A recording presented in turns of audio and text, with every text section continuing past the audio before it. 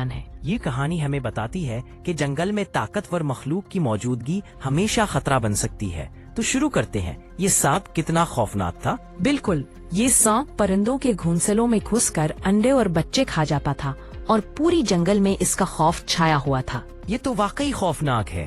اور ایک دن وہ ایک باز کے گھونسلے میں پہنچ گیا۔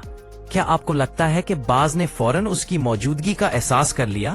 جی ہاں، باز نے فوراً محسوس کر لیا اور نیچے آ کر سانپ کو اپنی مضبوط پنجوں میں پکڑ لیا۔ یہ لمحہ کتنا سنسنی خیز تھا۔ اور پھر باز نے سانپ کو ہوا میں لے جا کر اسے نیچے پھینک دیا۔ یہ ایک زبردست منظر ہوگا۔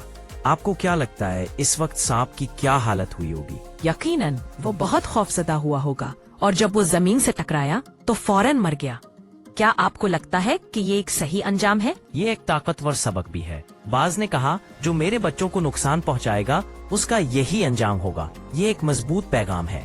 بالکل، یہ کہانی ہمیں یہ سکھاتی ہے کہ ہر عمل کا ایک انجام ہوتا ہے۔